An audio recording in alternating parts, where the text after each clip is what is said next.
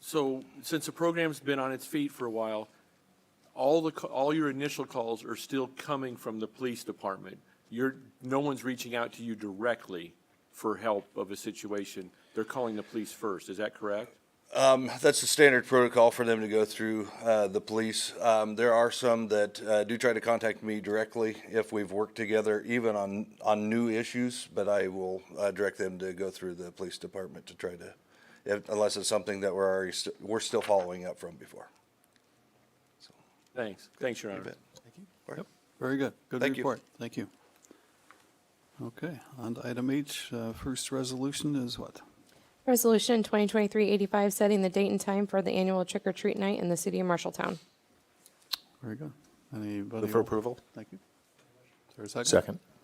Discussion.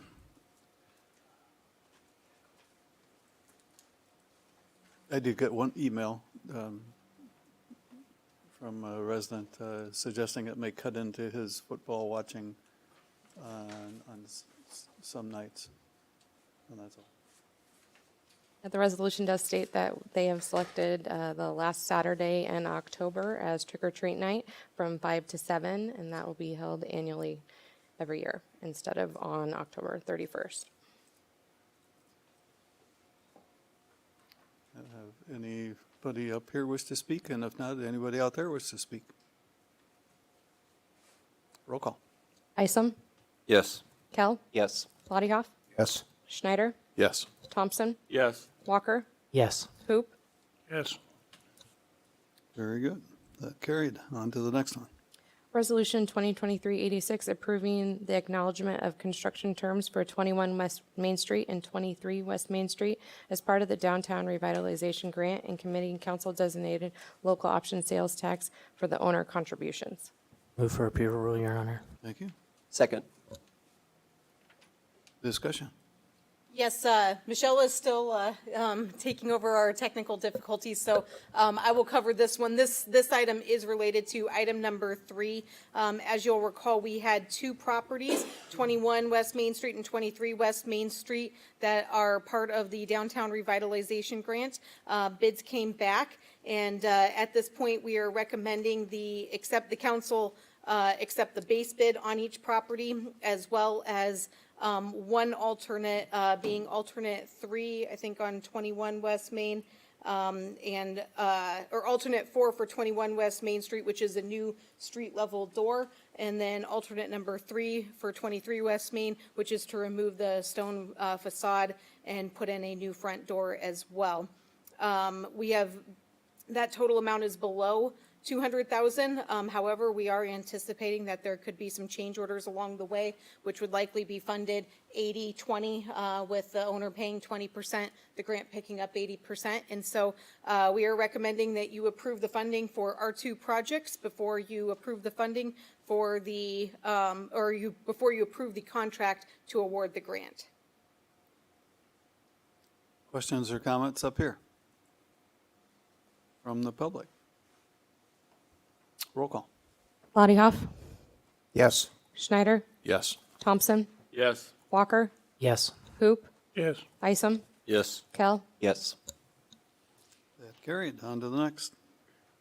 Resolution 2023-87, accepting bid and authorizing the award of contract for the Marshalltown facade rehabilitation project number ECO 21002 in the city of Marshalltown, Iowa, concurrently with change order number 1 and the amount of $989,457. For approval. Thank you. Second. Is there a second? Very good. Discussion? Just since you were in charge of trying to get us on video, are we good now? Yeah, well, we're working on it. So YouTube is live. For those who are watching, hopefully for YouTube, it is live, but our link to the city site still need to correct. So apologize for that. So we are at a point where we're recommending awarding the base bid on the DTR, the Downtown Revitalization Grant, for the properties listed. We also have a change order as part of this that would, at this point, remove 13 to 15 South Center Street, which is Pence. They are working on some alternative things that they need to get figured out related to their structure before knowing for sure whether or not they can move forward.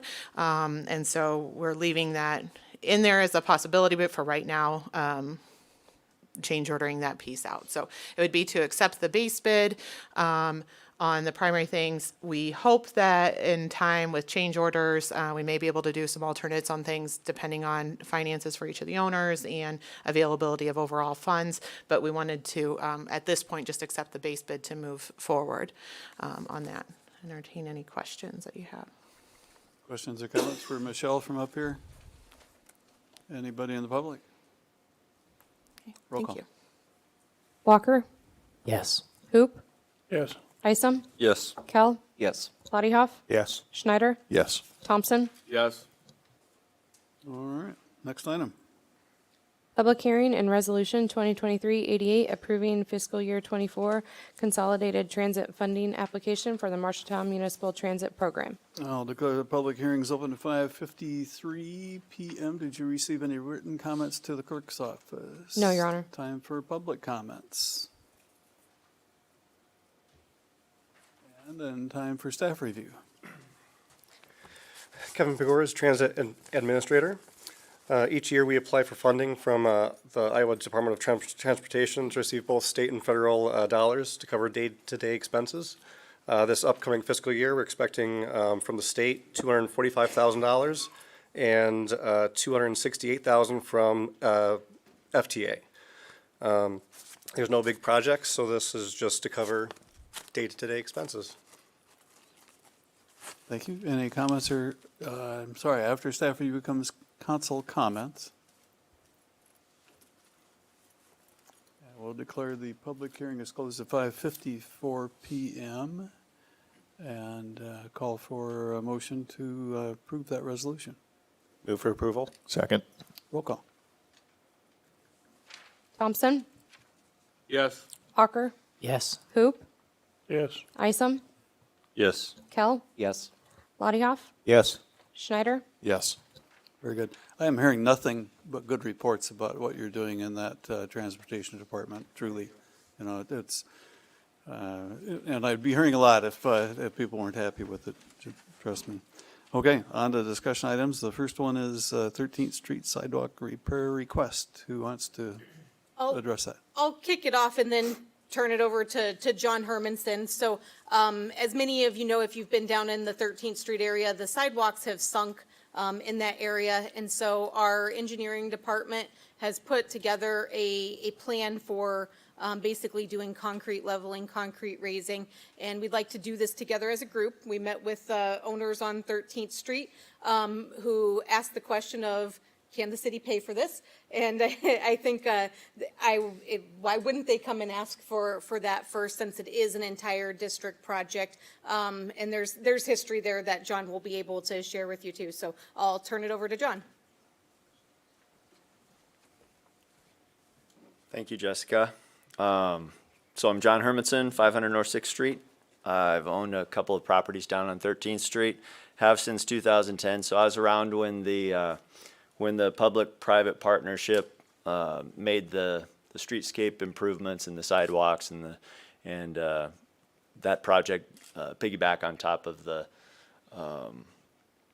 stormwater project. So if you recall, it was a big mess down there, and it's much better today. But I'm here today representing all of us property owners down in the 13th Street District. I'm accompanied by several of them today that are with me. We also have some members of the 13th Street District Board that are here with me today. Thank you guys for all coming. We're here to request, like Jessica said, that the city cover the costs of the proposed sidewalk repairs to address the sinking and unevenness that is currently presenting a safety hazard. First of all, we all appreciate it. Thank you, Jessica, for the opportunity to meet with you and your team last week to discuss the project. I think all of us are in agreement that the sidewalks are hazardous and need to be repaired. Honestly, these sidewalks and curbs sunk and became hazardous and uneven really right after they were constructed. It wasn't as if it was just one isolated area down there either. As you can see on the map, it is sort of district-wide. So at the time, current concerns were expressed to the city in those first couple of years but no corrective action was taken, and the trip hazards have persisted ever since. I know this is something that that Amy has been passionate about. Amy Dimerly Snyder from but all of us, with this unevenness, there have been situations where people do trip, and so it's something that we've needed to address for a while. So it was during our meeting last week that we learned that the sinking of the sidewalks occurred because an inadequate design standard was used for the 13th Street project. Thankfully, we were assured that a more stringent design standard will be used on the new streetscape projects that the city is now undertaking downtown. So the problems that occurred on 13th Street should not happen downtown. So that, I think, makes us all feel better. But we still have this issue on 13th Street. So the proposed project will remedy the deficiencies in the original construction and bring the sidewalks on 13th up to the level that they should have been originally, and should put them more on par with the new sidewalks that the city will be installing downtown. We're asking that the city cover the cost of these repairs, since the sidewalks were never right from the start, and because we feel that the 13th Street district, especially given all of the investments and efforts that have been made to bring that area back to life, is worthy of sidewalks that are on par with those going in downtown. We thank you for your consideration. Thank you.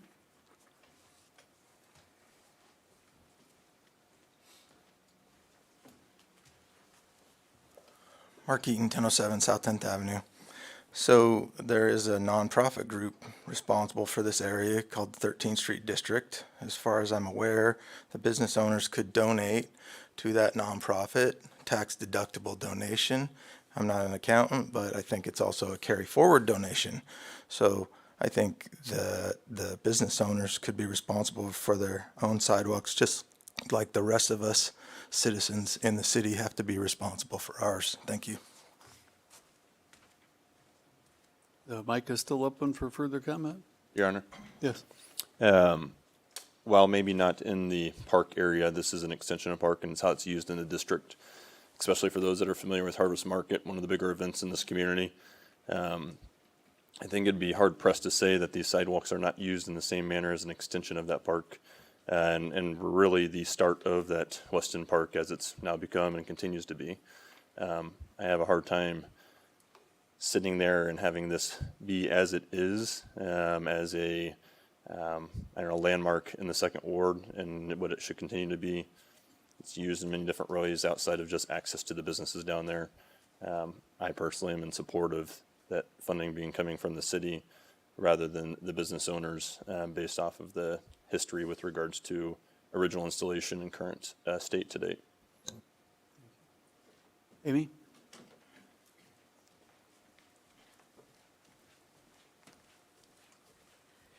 Amy Dimerly Snyder, 1106 West Main, also owner of Lily Made Chocolates. So I think the issue really is that this was never right from the beginning. So when the city did this project, the sidewalks were sinking almost immediately, because I was a part of the 13th Street Board back in the day as well. It is really a hazard in that people are tripping every other day. And I know that sounds like we're exaggerating, but we are not. We watch older folks fall. They're falling on city property. They're falling on the business owner's property. The first week that we were open in 2020, someone broke their big toe on the water, I don't know what you call it, but the water shut off. And so I started making calls then, and I just hope that really that you all will really consider that normally people would be responsible for their own sidewalks, but this was a city project to begin with, and it wasn't up to the standards that it should have been. Thank you. Thank you. Anyone else on public comment? Your Honor, I have a question, if I may. You may. Jessica, maybe this is a question for Heather. This is 100% drilling and injecting the material to raise the sidewalks, right? There's no replacement, and we're confident that the raising will last how long? What Jay Cook in engineering has said is this is a polymer product. Often if you see the commercials on TV quite frequently. And so it is expected to have a 10-year lifespan with it. And that, yes, it would just be drilling small holes to raise where needed to get everything back to level. Thank you. Thank you, Your Honor. Sure. Anybody else out there or on the council? You may. I just have a question. If it was approved for the city to pay for this? If it was approved to have the city pay for this, what's the time window to get this done? We would be going out for bids. We've contemplated that unless there is a contractor who has open space, this is probably something that's in fall. No guarantees that it could be done before harvest market, although that would be our priority. Honestly, at this point, if the city is responsible for it all, we can move faster in getting those quotes back.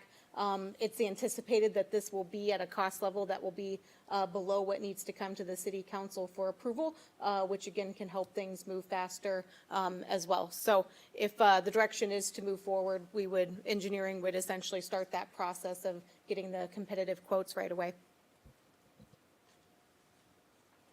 I think I agree with Gabe.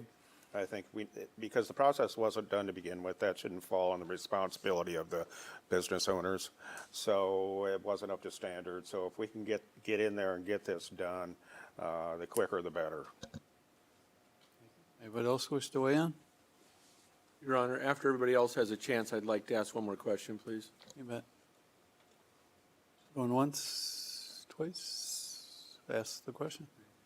So, obviously, I'm not going to beat a dead horse. We dropped the ball back in 13 through 17.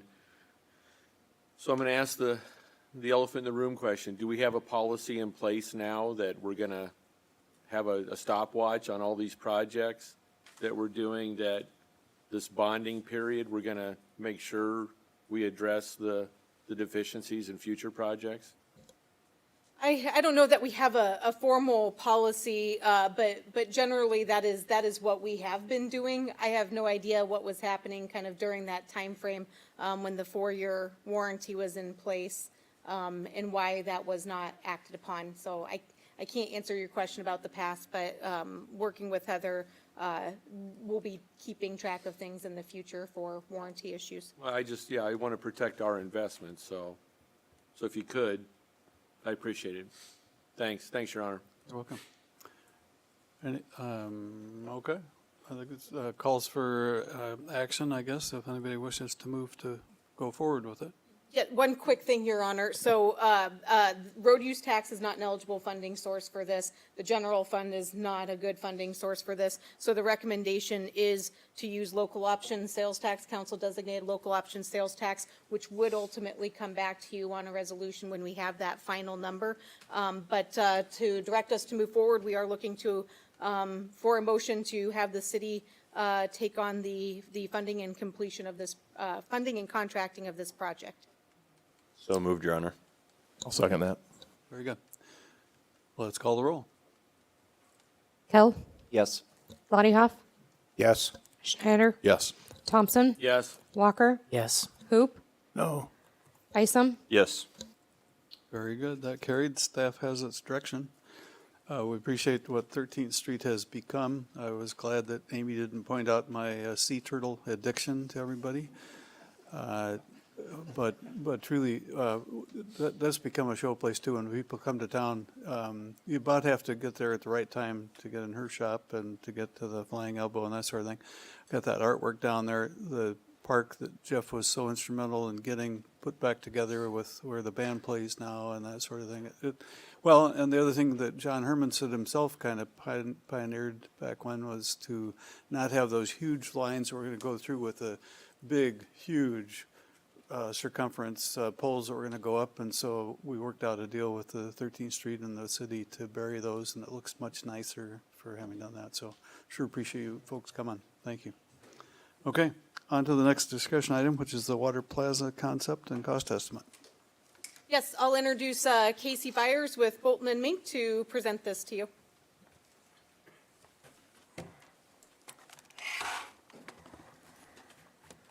Give me a second here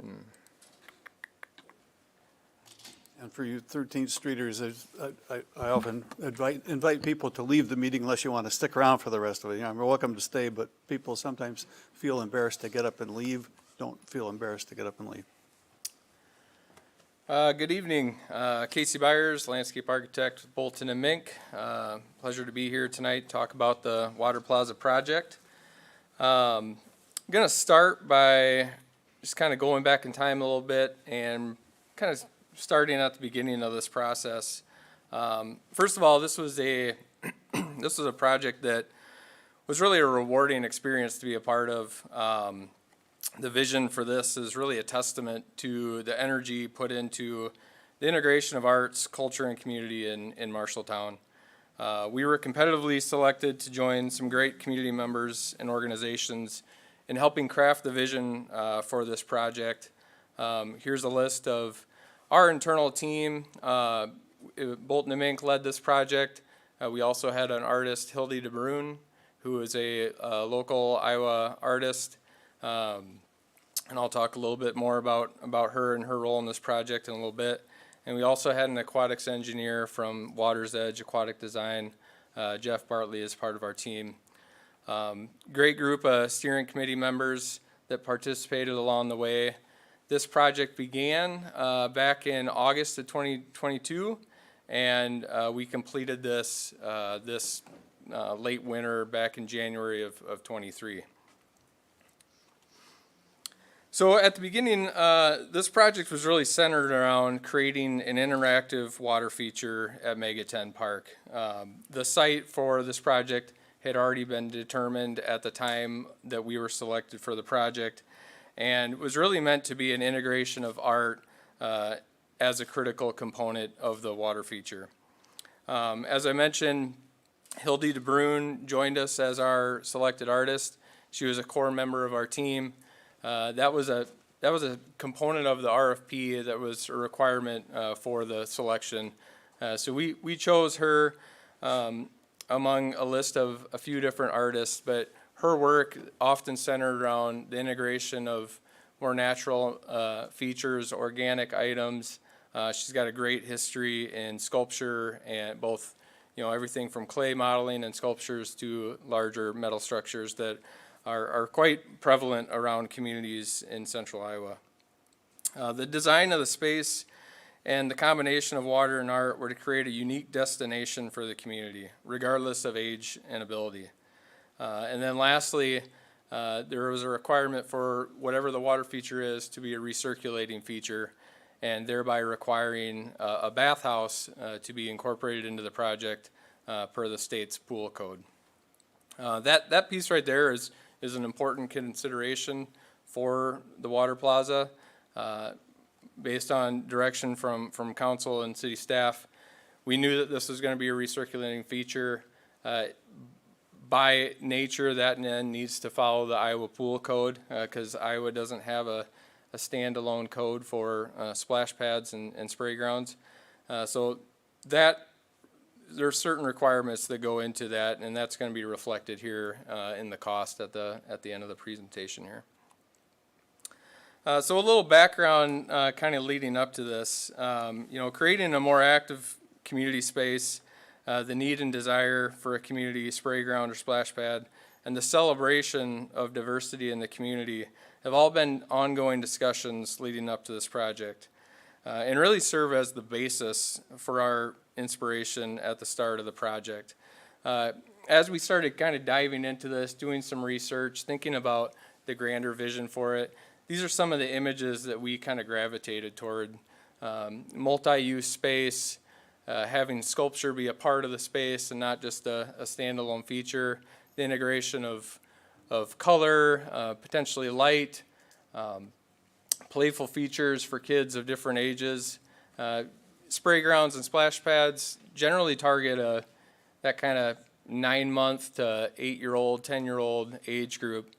So we wanted a range of features where smaller children can feel safe and comfortable in the space, and some of the older kids, those 6, 8, 10-year-olds, can interact with the water and splash around, spray their friends, do that kind of stuff, and still make it an enjoyable experience. So at the beginning of the project, we participated in the harvest market that Mayor Greer here was talking about. This was an incredible opportunity for us to get in front of the community, engage people of different ages and abilities, and begin the discussion about what the water plaza should look like. If anyone was there, we had a chalkboard up, kind of let people write their comments on it, provide some ideas. We had a kind of a craft idea activity for kids to essentially design their own water plaza. Had really great feedback from this, and it just created a really engaging environment for people to share their ideas. And the overwhelming response to this was just really positive and really great. This event was truly an example of community, right? We had people of different ages, different backgrounds, different languages, all coming together in this space, in this activity this evening, that really just, was really inspiring to see, specifically as we were rolling this project out and engaging people in the conversation about art and culture and diversity. We also had an online survey that we distributed throughout the community. We got 311 participants to respond to that. We asked a series of questions, both about the demographics, their background, what their role is in the community, what your relationship to Marshalltown is. We also had some open-ended questions and multiple choice questions about really what people's connection to water is. Some of these questions, some of the feedback we got was kind of funny. People were kind of trying to figure out what we were trying to get after here, but trying to allow people to go a little deeper into the experience of water. What, as a child, what do you remember about water? What is the importance of water to you? And we got some great feedback about just the different activities that people did when they were younger. Certain different cultures embrace water differently than others, and it was really great feedback to help guide our vision and the concept development. So our charge was to develop two distinct concepts for the water plaza. We presented those to the steering committee through a few different iterations of feedback and refinement. We were then going to refine that into one preferred concept. Hildy was a part of this process from the beginning, and these are some of her sketches about how the different concepts could then transform into sculpture, and then that could then transform and inform the actual space that would become the water plaza. So the first concept was really about this idea of life and the necessity that water is. Plants growing together. You could look at the roots that plants create as kind of a metaphor for connecting us all and connecting different cultures and different backgrounds. But here's an example of kind of how Hildy brought that out of the ground and brought that into a vertical element as part of that first concept.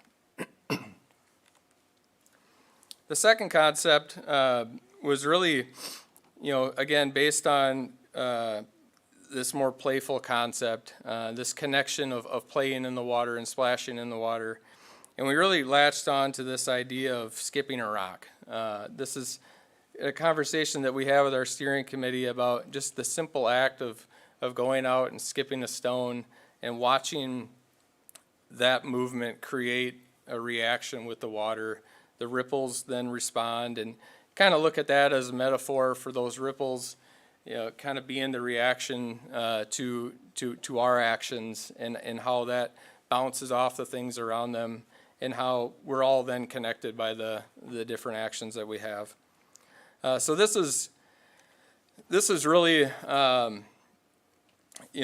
where we started to really explore those ripples into the space and looked at how those concentric rings could then create different rooms and different areas within the landscape. This is a little 3D model that Hildy prepared, centered around this idea of the stone being in the middle and these concentric ripples or these rings responding to that stone. So when we presented these concepts to our committee, the feedback that we got was pretty overwhelming connection to that ripple concept, that concept too. We wanted to then look at how we could incorporate some interactive components for kids, provide some unique seating opportunities throughout the site, look at how we can use the space, the water plaza, as well as the neighboring zones to create different rooms and places where people can gather and sit, still in a space that's connected to the water plaza and responds to the design and the theme, but maybe it's not a space right immediately adjacent or within the area of water. And then lastly, the use of color and bringing color and light and just really playing up the vibrancy of the space was really important. And that we wanted to do that throughout the site, and not just in the sculpture itself. So as we started to refine that second concept, we started looking at how that would inform the sculpture. We started looking at different materials, thinking about the form and the scale to the space. Some of the feedback that we had gotten from community members and our steering committee was about making sure that this is a safe space, right? There's gonna be water around here. There's gonna be the temptation to climb things. We all know what kids do around features like this. It turns into a playground. So we wanted to be cognizant of how children would respond to the space and interact with the sculpture. So we started looking at the height of the rings that we're kind of bringing off the ground, the different materials for the support structure, and starting to really think about the constructability of the sculpture, and also whether it's one sculpture or it's kind of a series of smaller ones in the space. Through Hildy's design process, she started looking at just the different forms and thinking about the use of different materials, thinking about the use of different colors, starting to establish a color palette inspired by some of the cultures that exist here in Marshalltown, some of the diversity that we have in your community. And those color schemes really started to play into the overall design and the overall vision for the space, which was starting to get really exciting. So the final concept here is kind of where we left off. This space is immediately kind of north of the Children's Discovery Garden and the playground there at Mega 10 Park. The exciting thing about this is that it's well connected to the trail. It's got good adjacency to the aquatic center. There is some available parking underneath the viaduct, as well as the parking lot at Mega 10 Park, as well on the other side of the street. There's a lot of different uses that are happening here, and I think that's important to the success of the space. It's not just a standalone spray ground or a splash pad, but it's really a space where people can come and gather, whether they want to play in the water or not. They don't have to bring children to this space. It could be an opportunity to take a break along the trail. It could be an opportunity to play in the water a little bit, also go to the Children's Discovery Garden, also go to the playground. So it's a really active space with a lot of different amenities, which I think is really unique to the setting. And I think it also promotes the success of the space. We developed a series of artistic renderings to accompany the project, knowing that this was going to be used for fundraising and grant applications in talking to donors. We wanted this to really be portrayed accurately and visually appealing. So we developed a series of renderings to further describe the look and feel of the water plaza. You can see here that there's these different rooms that I was talking about and how they're all connected with walkways and ease of access to the parking lot, as well as the bathhouse and the other amenities within Mega 10 Park. You'll see the sculpture kind of centrally located within the water area. The sculpture is shown as being supported by a column. We're thinking that is probably some type of concrete. Maybe there's a texture or pattern to it. This could be an opportunity for engraving or other features on it, but we want to make sure that kids can't climb it. We want to bring the rings and the sculptural elements high enough into the air where kids are less likely to get onto it. And then throughout the space, there's a series of different spray features, bubblers in one area for smaller kids. There's two kind of vertical columns that would spray water out from the sides. And then as the pathways leading into the site would actually have a series of jets that would essentially bounce along the sidewalk. The different spray features and components can be programmed and controlled, or at least the vision is that they can be programmed and controlled to actually be more interactive, so that they don't just turn on and stay on, but they actually have a sequence and something that's programmed into it so that it's a little more interactive with kids and the users around it. So the idea was that the skipping jets would actually bounce along the sidewalk, mimicking that idea of skipping a stone into the center. AC, can I stop you for a second? Yeah. Refresh my memory. Are the fountains all lighted? So the idea was that we would incorporate lighting into the pavement. We would have recessed lighting in the pavement so that, you know, in those kind of late evening hours, they could light up the water features, also light up the sculpture. So if the city wanted to find a time, you know, whether it's 9 o'clock or 10 o'clock to essentially shut the water down, that whole system could be controlled separately so that at a certain time the water is, you can no longer turn it on. The lighting could still stay on so that it's still lighting up the spaces. People can still gather there if there's an event or activity that wants to happen there a little later. And then that lighting would also light up the sculpture. Yeah, so that's a great point. I mean, the idea here is that this space is really active during the day in those summer months when the water features are going.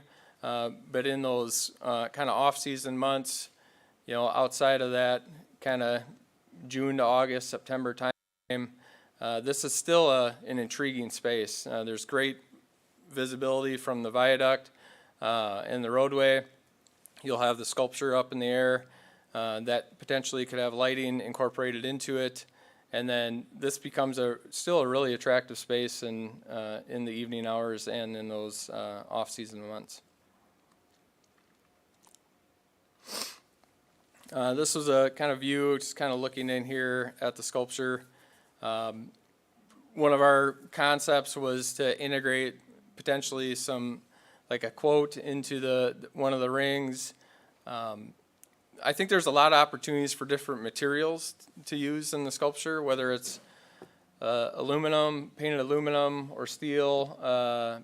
Potentially there's some acrylic that could be incorporated into it that would kind of lighten the overall sculpture, but also provide a unique opportunity for some internal lighting and some different colors to be incorporated into it. So we took this project through a concept development stage, and I think hashing out the details of the sculpture and really how the materials come together would be part of that kind of continued process for the Water Plaza.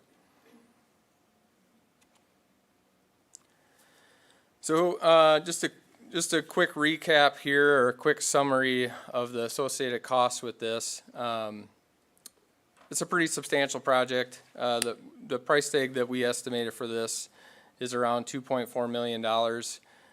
That includes all the walkways, the landscape amenities that you see here. We have a line item in here for the sculpture foundation, line items for lighting, electrical. A couple notable things on here. The recirculating element of the spray feature or the splash pad adds significant cost to this project. If this was a standalone splash pad, you'd still have that recirculating equipment and that cost associated with it. And you'd also have the necessity for the bathhouse. So we have the bathhouse estimated in here as $400,000, and that's kind of a requirement of, it's kind of a necessity of this, regardless if you had the rest of the site features, you'd still need that for the water component of it. And we've also included contingencies for construction, and knowing that this was just purely a concept and there's a lot of things that need to get worked out here, and design fees associated with both the design and the construction services that would probably be required along with the project. So those two items together, there's a pretty big price tag there, but yeah. So that's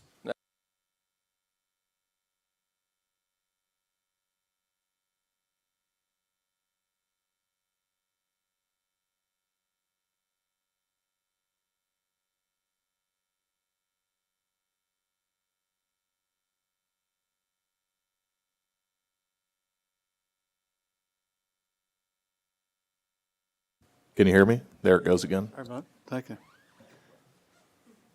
So about operating costs, it needs to be operated similar to a pool. So you don't have to have somebody there. You don't have to have a lifeguard. This is zero depth. There's no ponding of water anywhere. The water comes out of the ground, goes into drains, goes into a tank, goes through filters, gets repumped through the system. So no lifeguard or anything like that, but you do need to check the chemicals daily, probably twice a day. But one of the I think conversations before we got brought on about just the location of this and the siting of it was the proximity to the aquatic center and the pool really would help the ease of that maintenance and the inspection time, just because you're doing similar activities there that you're going to be needing to do here. Other comments or questions up here at the council table?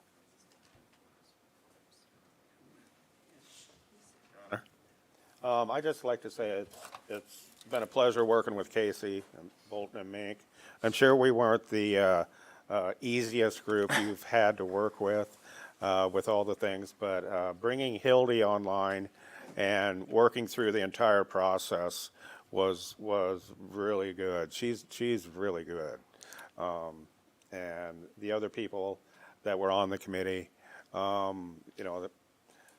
this is going to make something pretty good for Marshalltown to get it done. And it's something that Marshalltown needs. So thank you.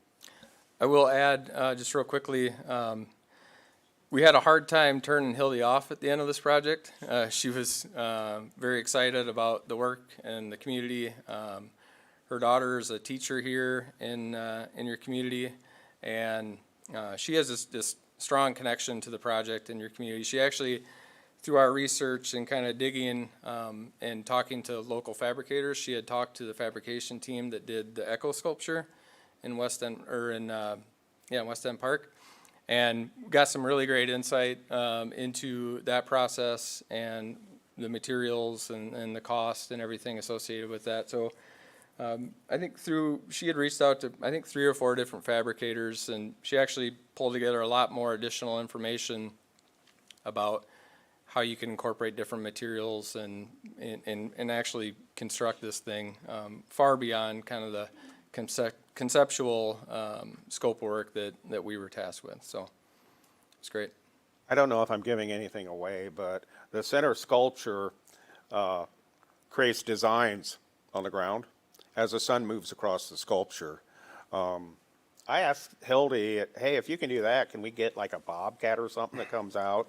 And she's like, no, we can't do that. So I tried. Other comments or questions up here at the council dais? Any public comment?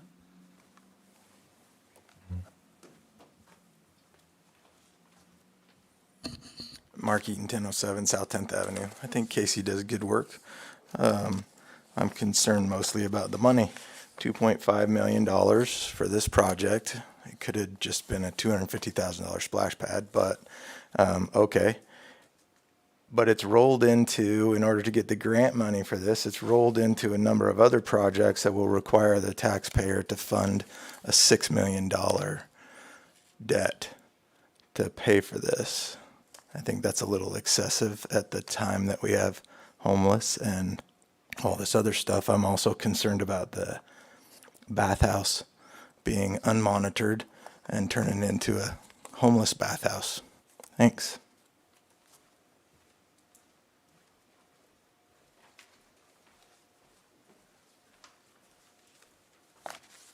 Lee Botter, 401 Orchard Drive. I'll try not to cry. As you guys are aware from many, many past meetings, I am the co-founder of Splash for Life and been the face for Splash since 2012. Would it be nice to have this multi-million-dollar water plaza? Absolutely. However, we can't afford it. I wish I could just stand here and be a cheerleader and say yes for everything. I wish I could do that, but I can't. Our poverty rate in Marshalltown is 31.53% higher than the Iowa average. We had a group last week, I sat in that group, of the homelessness increasing in our city. A lot of that's because of contributing factors calling economic issues. We're hearing residents upset about increases in our property assessments. Even if you don't raise the tax rate here, guys, our taxes are increasing because our assessments went up. Out of 100 cities in Iowa, Marshalltown ranks 81 as having the highest estimated property tax. Couple this with inflation and other factors, and a lot of economic stress is falling on the backs of our hardworking taxpayers. So how does this relate to your water plaza? Bottom line, the costs have spun out of control. 4 years ago, when we presented to council, to the community, the cost for a splash pad was around $250,000. If you apply the inflation factors, in today's dollars, we'd be talking about $350,000 to $375,000. Casey does do a great job, an excellent job. But these total cost projections from the memo that Jessica gave us on March 10th, 2023, shows the splash pad becoming a community water plaza at the cost of $997,633. To break this down, funding was $500,000 was to come from the general obligation bond, $400,000 from a Destination Iowa grant, and $100,000 in fundraising. This has been consistent with all the documents presented to council, approved by council, and reported to the general public. However, after submitting my comments in council presentation last October on why Splash for Life could not support the design, I stood up here and cried, if you recall, because of potential ADA issues, safety concerns, excessive costs, just to name a few. I was dismissed from that design team by Councilman Lottiehoff. You noticed my name was not up there. You noticed no one from Splash for Life was up there. I waited, like the rest of the community did, for the rollout of the Water Plaza design held in the Coliseum in November. During this cold public meeting, I did talk in length with Casey, Hildy, Mike, and Jeff regarding the new design.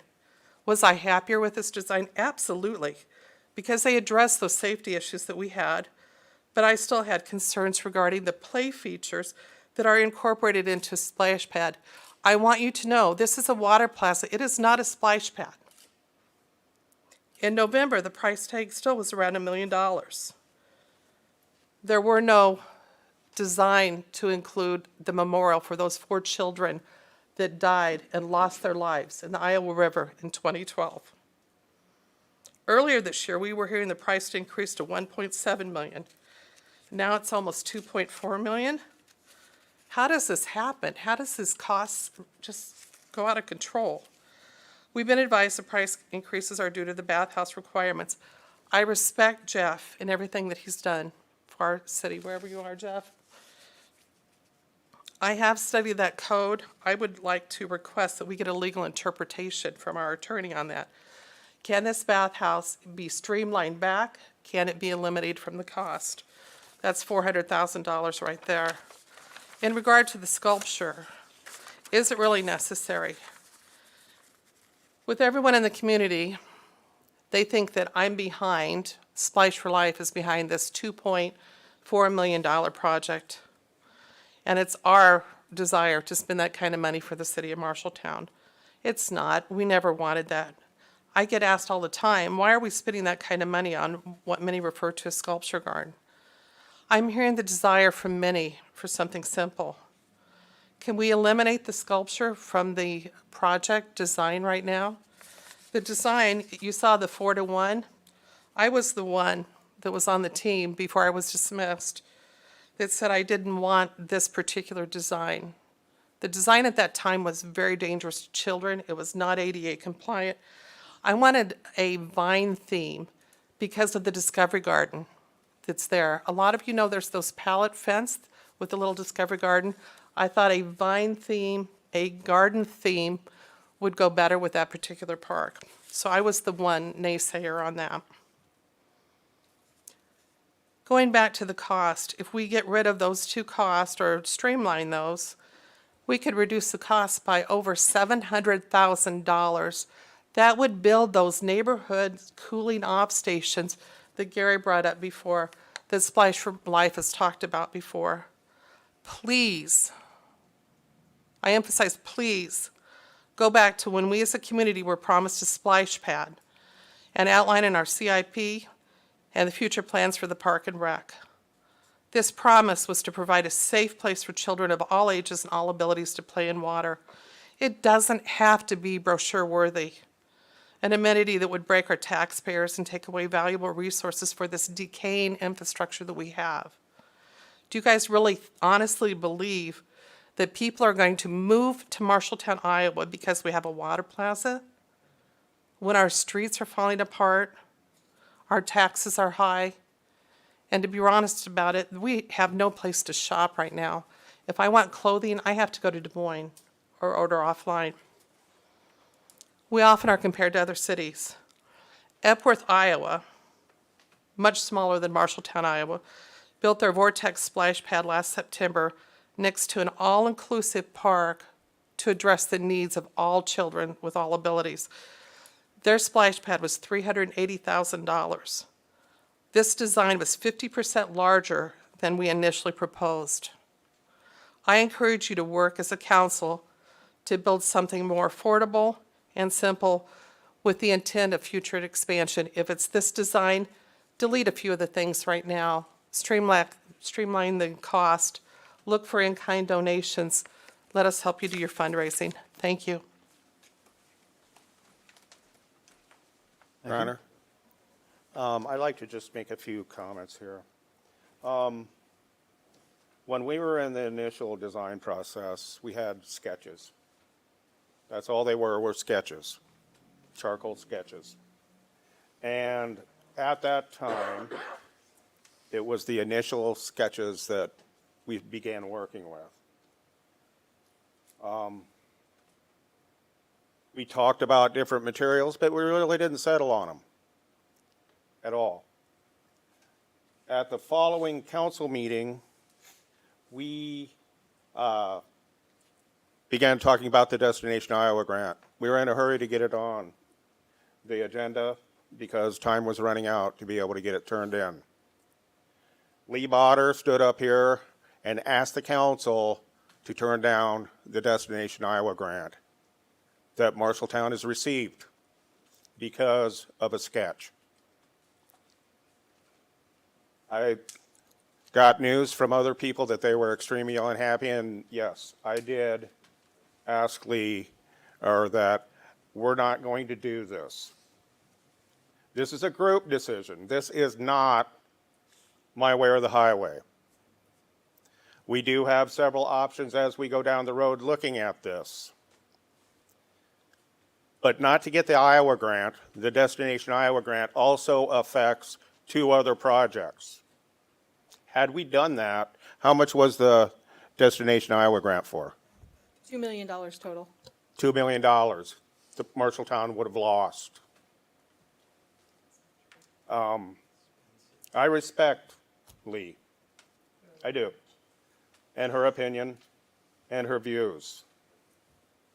But as a part of a committee, I don't run the committee. The committee runs the committee. And when you have give and you have take, and if you are really concerned about items, we need to talk about them. But what we don't need to do is shoot ourselves in the foot so we lose $2 million. If you do a splash pad, out-of-the-box splash pad, you will still have to have a bathhouse, and you will still have to have a recirculation system. Those two items alone are over $1 million. We can do better than that. So those are my items. I'm not going to sit here and go back and forth on this. But I do believe that when you join a committee, you have to give and you have to take. And you work the entire process through until you get something that everyone can agree on. She chose not to do that. Thank you. Other counselors? Well, actually, no, there's more time for public comment. Good evening, Mayor and Council. John Hall with the Marshalltown Area Chamber of Commerce. First, on behalf of Amber Danielson, she texted me and said, hey, can you apologize that I couldn't be there? Because she really did want to be here for this discussion tonight, but wasn't able to be. A couple of items I wanted to specifically address. Councilman Lottie-Hoff, you brought up the Destination Iowa funding. You're exactly right. This project is really what predicated our success with securing $2 million from the state. Our initial submission didn't have the drawings that you were able to see here tonight, or the renderings you were able to see here tonight, and just in full candor and honesty, we did not get that grant initially. We had an opportunity to host Director Durham here in our community.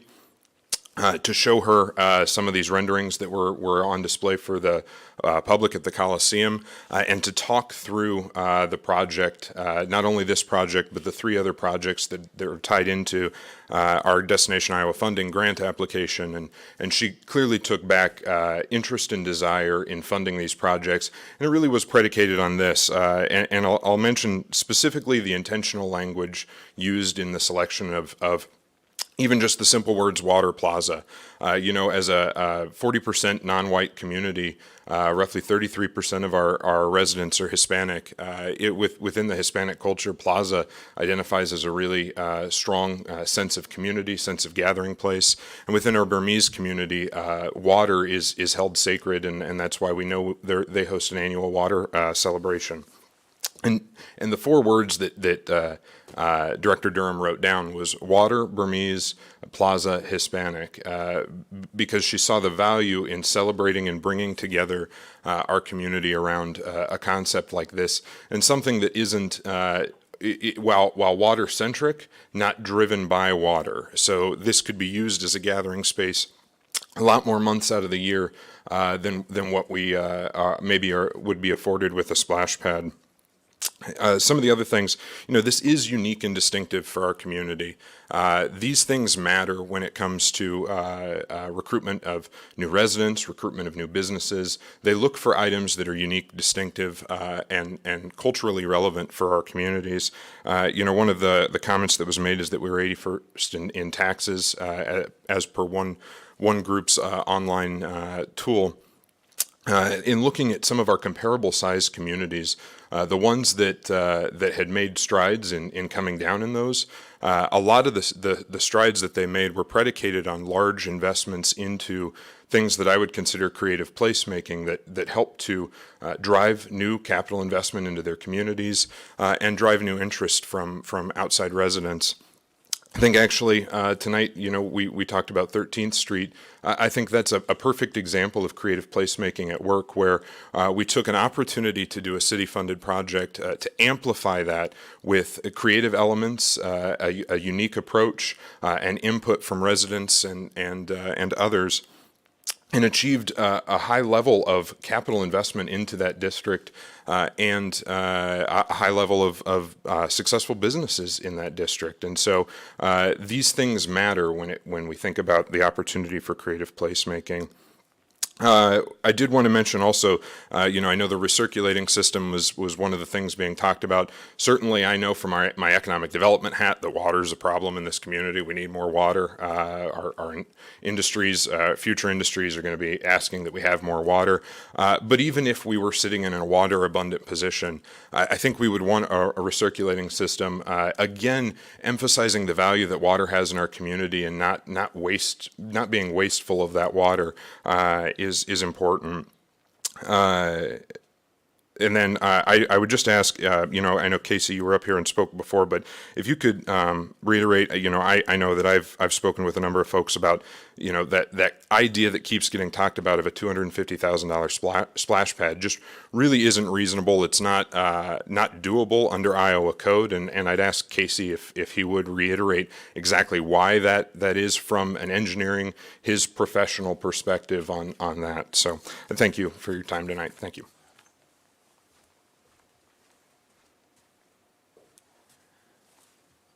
Just to touch on that real quick, couple precedent projects. Last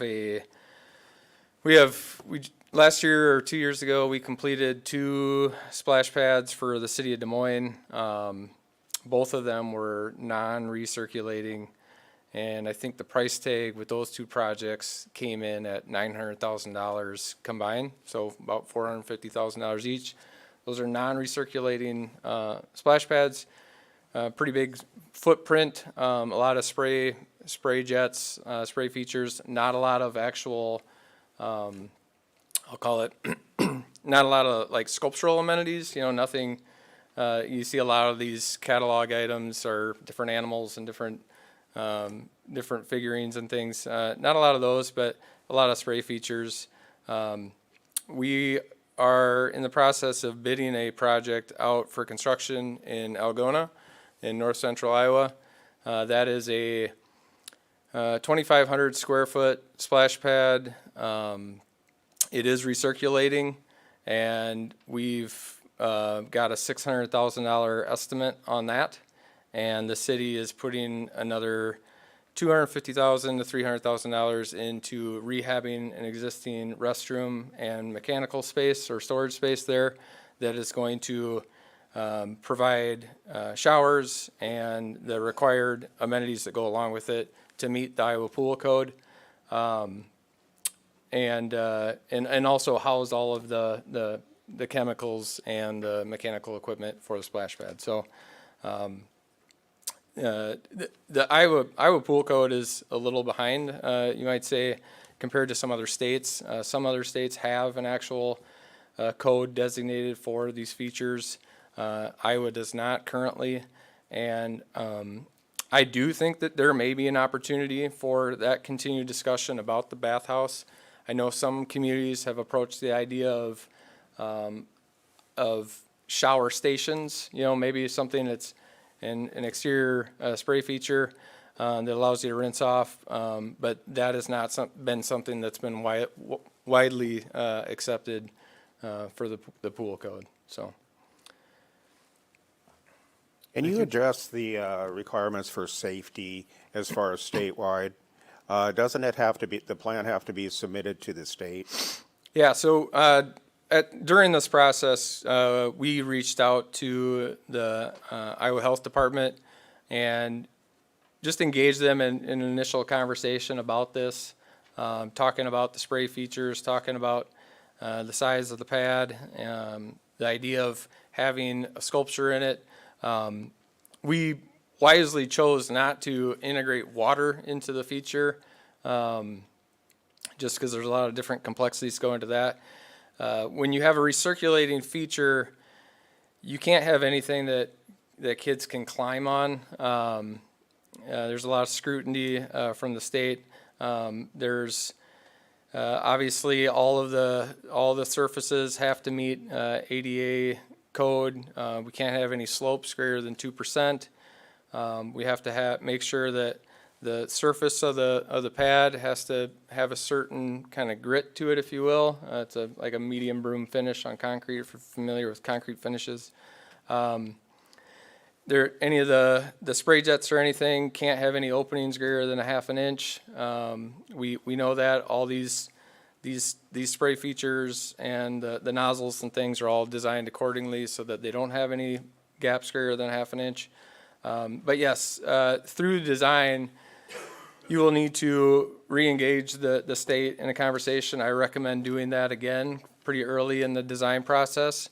And then the drawings actually have to get stamped by an aquatic engineer and then submitted to the state for their final review before they will accept it. We are familiar with a couple other projects around the state where that process wasn't really abided by, and they ran into issues with the design and had some things rejected. But they look at these things very seriously. These are one of the biggest spreads of community disease if they're not handled and treated well. So it's just like your pool. The monitoring of the chemicals and the filtration is very important to the system. Questions or comments or public comment? Hi, Jim Shaw, 522 North Second Street. So I see that this thing is like going to be a drawing point from people outside of town who are going to come to this. So the easiest way to get to this is to go down 6th Street. Okay, so you don't have to go down through the viaduct and all through down. You're going to come down 6th Street. And lo and behold, like 6 blocks from when you turn off the highway onto 6th Street, there's an F. Biden flag hanging from the house.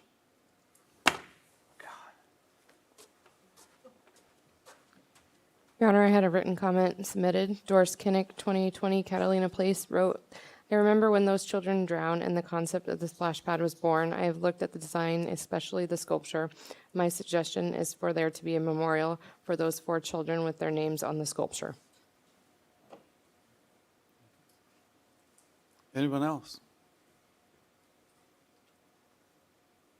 Okay.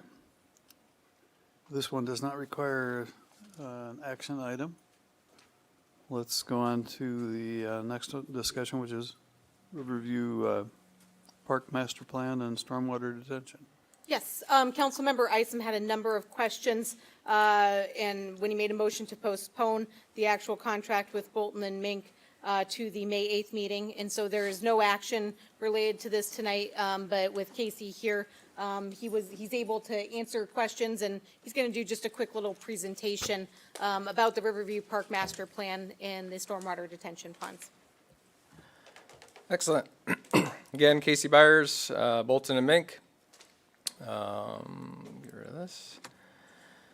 So wanted to provide a recap of our Riverview Park Master Plan. I believe we started this back in the fall of 2021.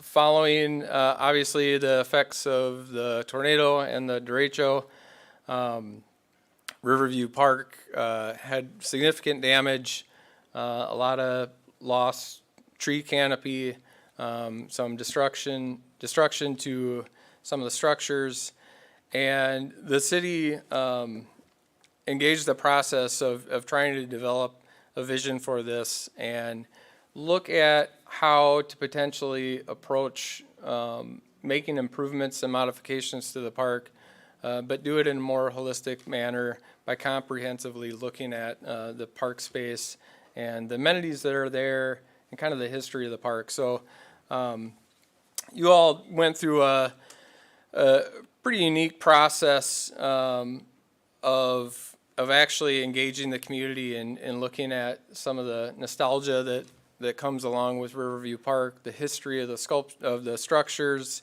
the different spaces. I know that city staff got a lot of great feedback through a survey and kind of listening session where people just kind of collected their memories and shared some of the experiences that they had and that they remember from the park. Really great feedback throughout that process. We were then in turn hired to come in and with a fairly limited scope, develop, an idea, develop a couple different concepts for making improvements to the park, but also respecting a lot of the history that's there, preserving some of the important structures, looking at the circulation in the park and making sure that we can utilize some of the existing roadways, some of the existing sidewalks. So that's really where the process began. We took a a dive back into the history of the park ourselves, and Jeff was able to provide us a master plan from 1979 that coincidentally looked at a lot of the similar things that we looked at. You can see in the middle of the park, you can see your existing lagoon that's in here. You can see from this hand-drawn master plan from 1979, which I'm a landscape architect, and this is how we used to do plans. This is a pretty cool document. Probably should be on display somewhere. It's pretty neat. But you could see one of the recommendations in here was to actually expand the lagoon, turn it into more of a water feature, but also address some of the stormwater components and issues that exist in the park, and I'll dive into that a little bit. There's a existing campground over here. Modifications from where this was in 1979 had actually been made between now and then. Not quite to the recommendations here, but somewhat close. You can see some of the old roadways and circulation paths in here. This master plan actually is the reason why you have some of the circulation routes that you have to date that I'll talk about in a little bit too. But really neat document, and really kind of provided some great insight to some of the thought process that existed back at that time. Some of the images that were collected by Jeff and city staff were shared with us.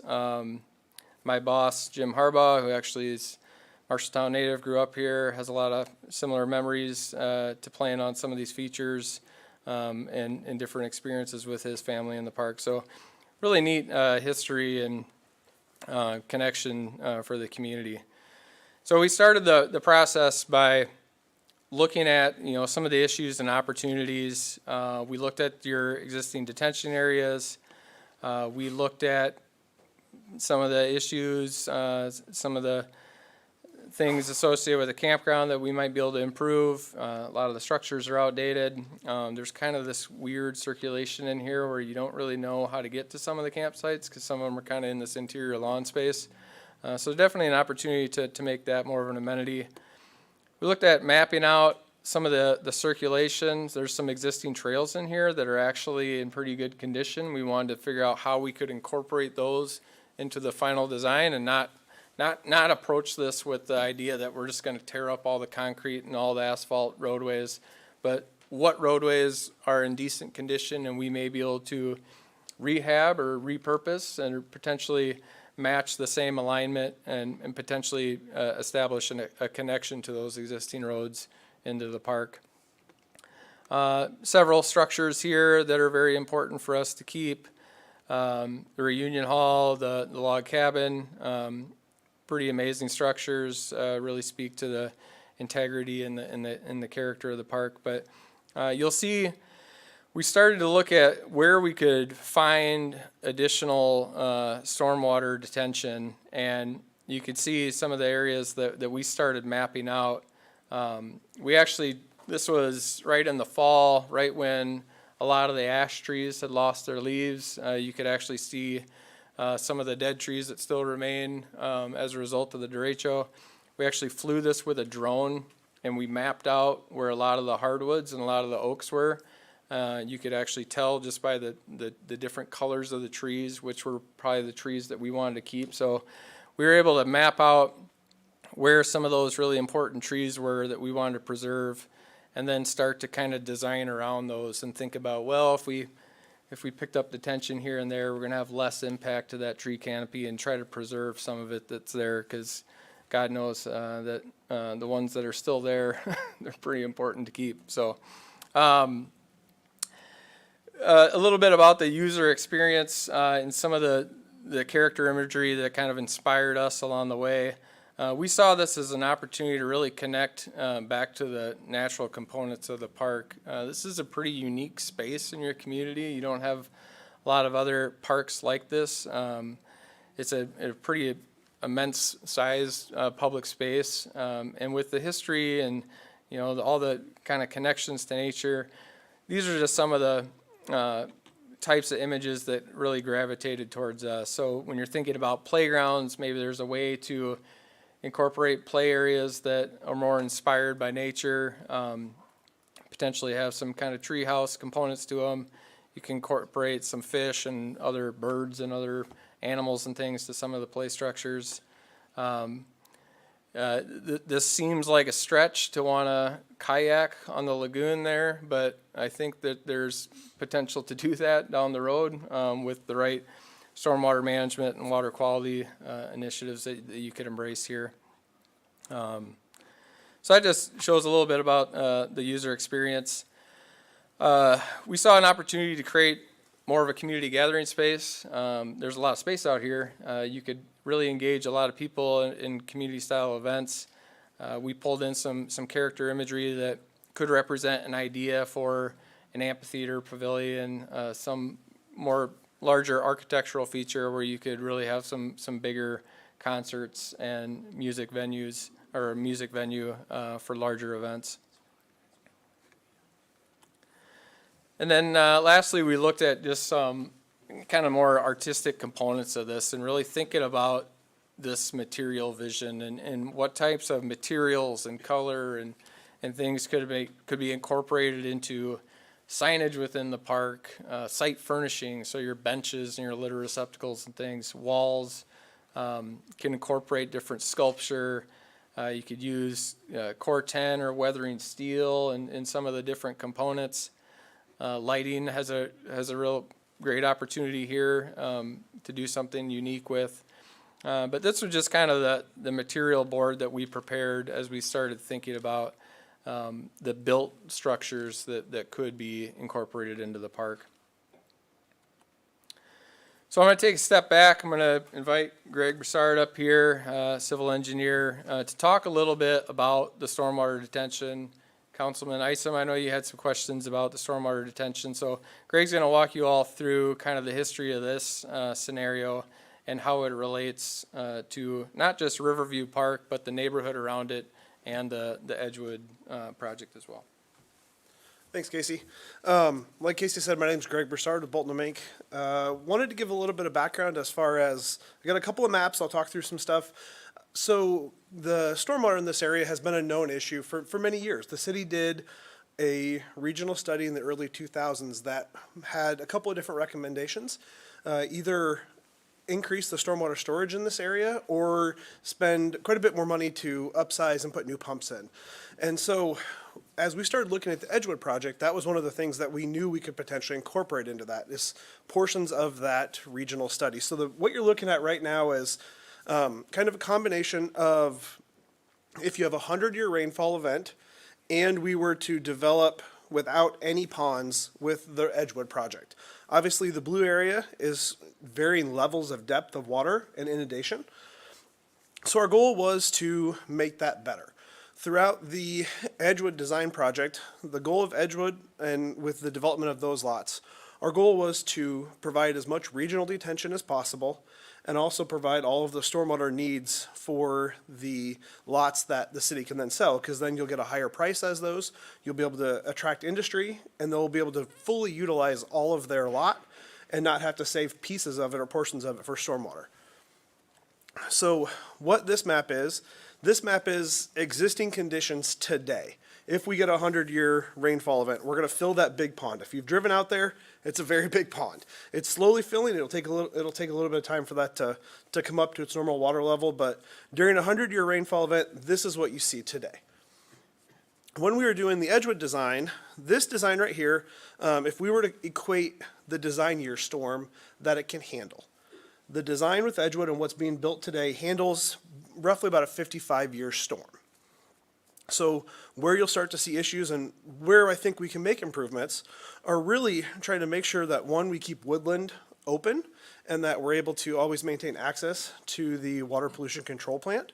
Right now, we see a little bit of flooding, localized flooding in the intersection of Woodland and North 5th, and then you see more generalized flooding in the park as well.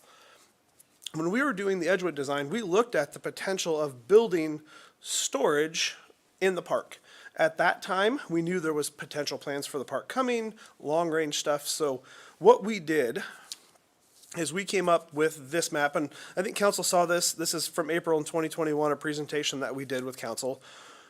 I'm an engineer. I'm not good at drawing the curvy lines. So we said to meet a 100-year stormwater design, we need roughly the area, there's the 3 kind of ponds that are in the park. We need an equivalent of that area.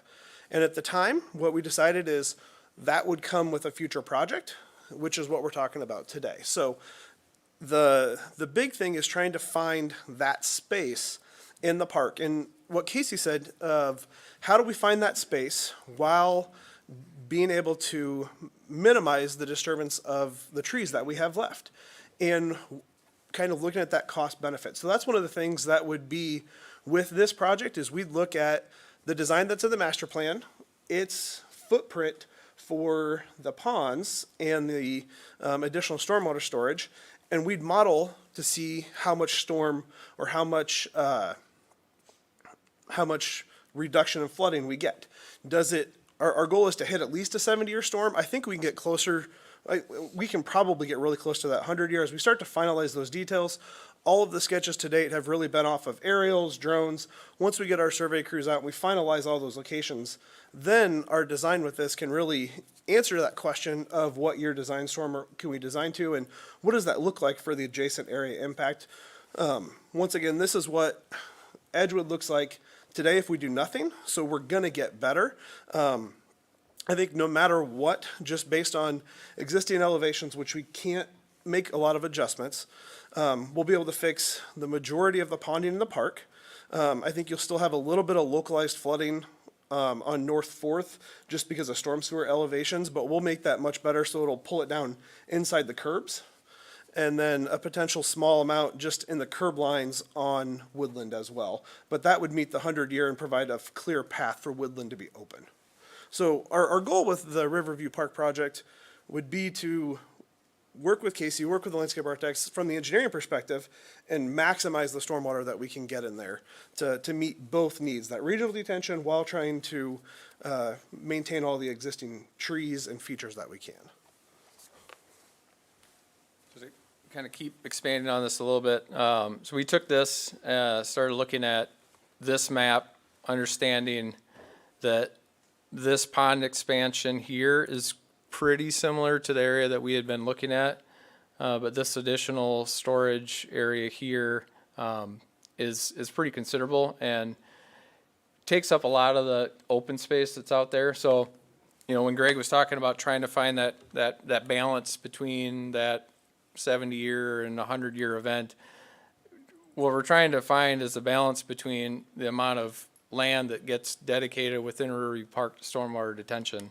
So we took that into consideration, started looking at how we could map that into the park, prepared a couple different concepts that we presented to city staff that looked at not only the stormwater piece and the detention area, but also looked at different circulation patterns, different connections of sidewalks, the establishment of kind of that community event space that I was showing you earlier, integration of additional parking, campground improvements, looking at all those things, kind of looking at some different circulation routes.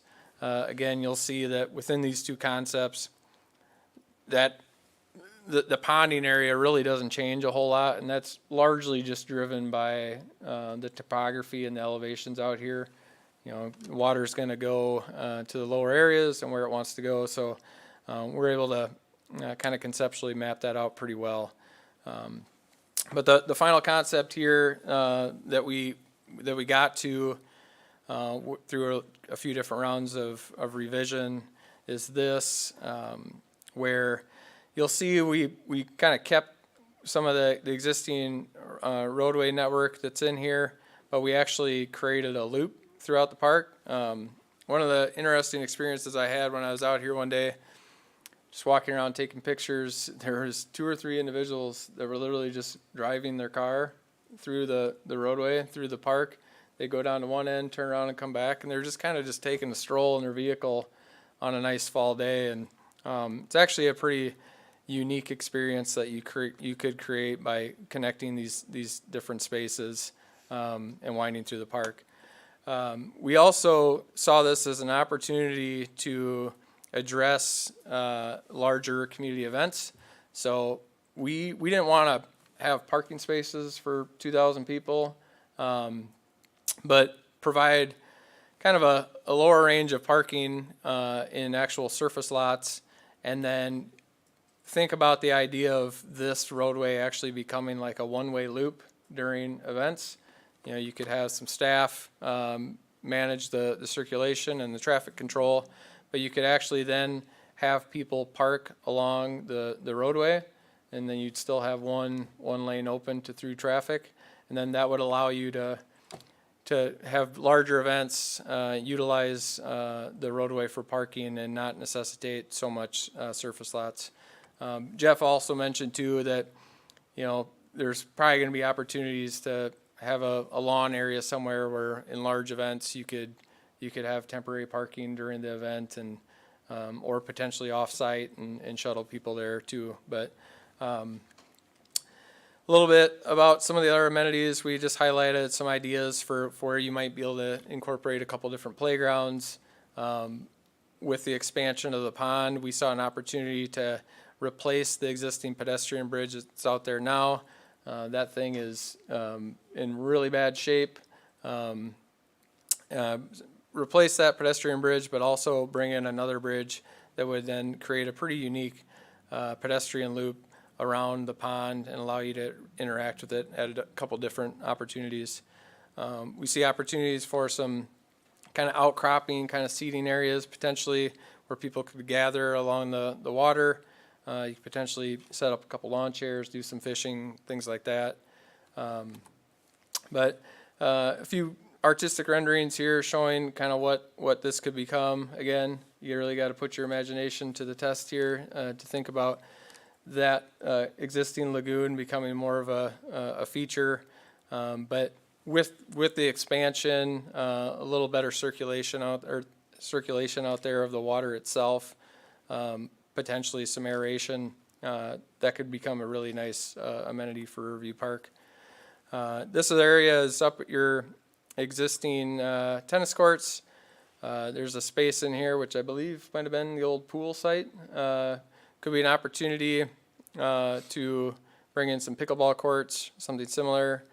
I believe this is your existing basketball court here. We brought in a traffic circle here to kind of manage the circulation coming around that loop and kind of getting you to these different parking lots, but allowing you to kind of seamlessly kind of stroll through the park. And then here's just a shot of what that event lawn could be. I see this space as a really tremendous opportunity for integration of art and some really neat architectural features. If you're going to do some type of performance pavilion, this could be a really great structure. A lot of opportunities here to use materials that connect to the history of the park and the history of the log cabin and some of the other structures on site. We showed just some ideas about how you can incorporate food trucks, some vendor parking that would allow different opportunities during events. But you know, that's kind of the grand vision for that space, and I think there's a unique setting there to really create an active community events lawn. So that's our just kind of update on Riverview Park. Greg and I are here to answer any questions that you have. Okay. Anybody have any questions or comments? Your Honor, if I may. The question for Greg. You're off the hook, Casey. So you're planning for a 100-year flood. What's the dike handle? Does the dike handle a 100-year flood, or is the river coming over the dike? No, the river, the levee will handle that. So right now at the very far north end of the lagoon, you have a pump station there with 3 separate pumps in it that turn on at various elevations, but those will handle the 100. The goal is that right now your pumps won't handle the 100, which is why you saw that inundation map, that water going everywhere. So that's why we're creating this additional storage to give those pumps time to catch up. and to be able to get that water over without flooding any of the areas. Thanks, Greg. Thanks, Your Honor. Your Honor, I have a question. How deep do you think the main pond could be? Deeper the better. Yeah, so I think right now, if you go out there and you look at that lagoon, part of the reason is we only have 2 or 3 feet sometimes when you get wet, in the summer, and that does not lend to a good environment. So the goal is to, one, as you looked at some of those renderings, see if I can go back. This one, obviously it's a lot wider than it is today. Let's make that wider, let's take it deeper, and let's vary the depth, especially as you start to get out to where some of those areas and promote the fish habitat as well.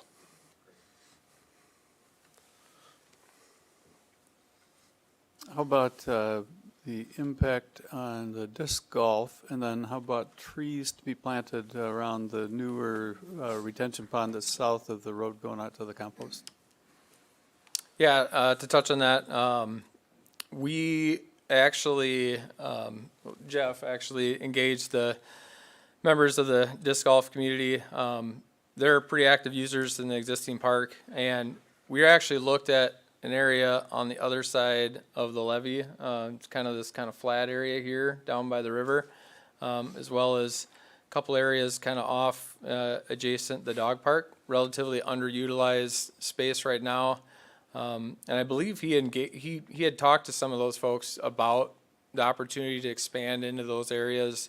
But certainly with this, we would need to look at kind of rerouting some of the holes and creating still a great disc golf course here. But They're not going to have to fly it over the water treatment part? yeah, I mean, ponds, there's a couple opportunities for a couple, you could fly it over the dog park, over the, see if you get somebody to bite on the way there. Okay. And then I was struck by the trees coming out on the way to the, take stuff to the compost. I'm betting now that we're filling up the water, we'll have the opportunity to replace those trees. Yeah, I think looking at a pretty comprehensive tree planting strategy, I think is important. Certainly, it's going to be, decades to replace the canopy that's out there, but, I think that's also why it's important to really look at some of these mature trees that you have and think about how we can minimize disturbance around them and preserve them for the future. Will the pond be walkable, kind of like the ones we have down near South Street now, where people are enjoying taking their dogs out and walking around them? Well, the idea with this pond is that, with circulation around it, you'd certainly have that. We have to build in some bounce into this so that we can add additional storage. So while it's a wet pond, it also has to have the ability to raise. And so part of that, our final design contract is to really look into the detailed design of the pond and think about not only just fish habitat, but thinking about the changing in water levels there and making sure that amenities aren't too close to the edge where it does have some room to expand. And that the edge condition also is going to be sustainable as well.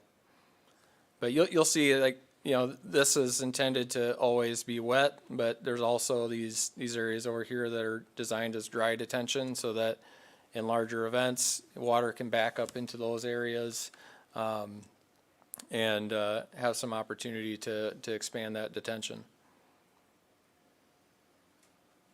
Other comments up here or by the public? Yeah, I got a question for him. If this, Oh, you got to come up to the mic, though. Sorry. 522nd North Second Street, Jim Shaw. You didn't say anything about the dog parks. Are you doing anything to dog parks in the review project? Because this is probably the largest cash donor to that. I'm a little concerned. I don't have it here tonight, but I think we had 8 phases of work. So we took this entire, glad you mentioned that.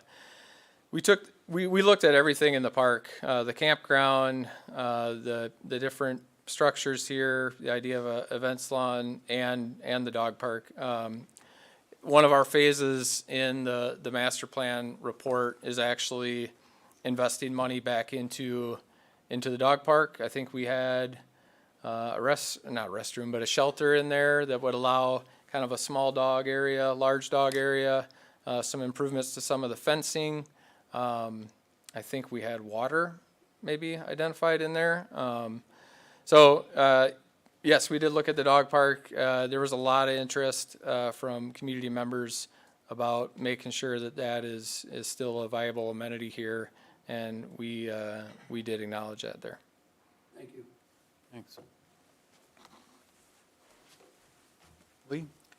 Lee Botter, 401 Orchard Drive. I guess another question for Casey would be, and possibly Jeff, we did have the opportunity to go sit out at the log house when everything was being, we were trying to recruit people to get out there to give input, which we've worked with Park and Rec heavily over the years to do that. One of the things that we looked at is a cooling station out there. Has that been considered? And I'll give you some history on that.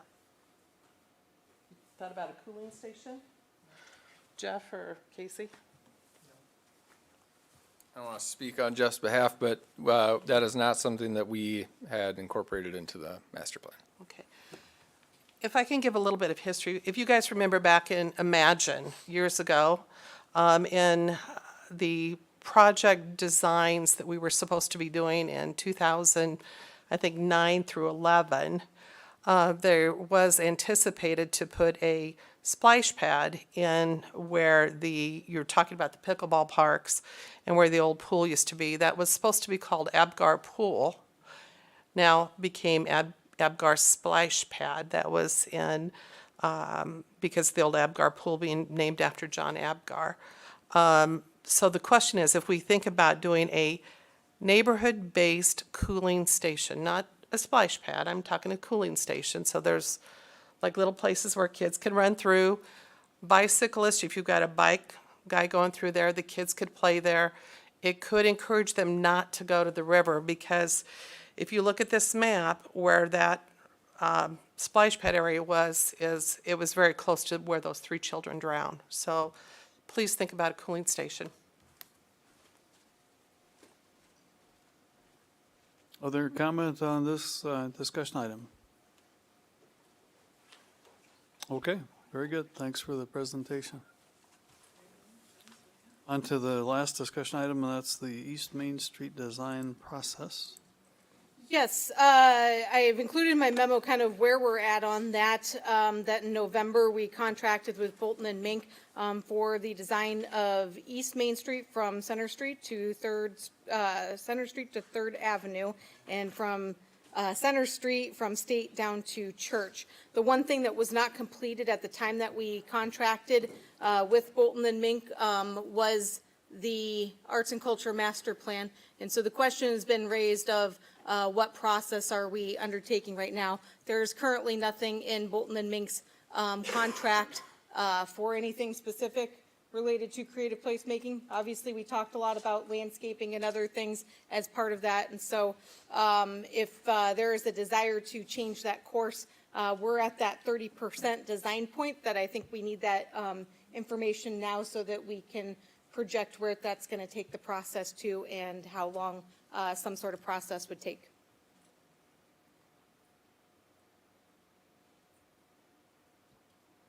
Anyone wish to comment up here about that?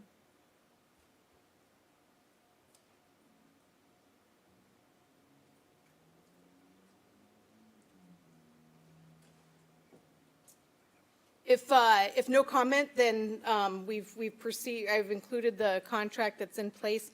We will be continuing to proceed with that design process. So in August, with that 60% design review, is really when we would have a more solid cost estimate to be able to determine what can be fit into the 2023 general obligation borrowing. Which would be normally discussed at that point in time. Things would be on schedule pending funding for a December bid date. We don't know exactly what the supply chain is going to look like. We don't know exactly what there is yet, but that would ultimately be up to the council whether or not to put things out to bid in the the December timeframe, staying on the target that we're on, the targeted track that we're on. Okay, well, unless anybody wants to make a motion to direct staff differently, that is where things will stand. With that, seeing no further items on the agenda, we're adjourned at 7:27. Thank you for coming.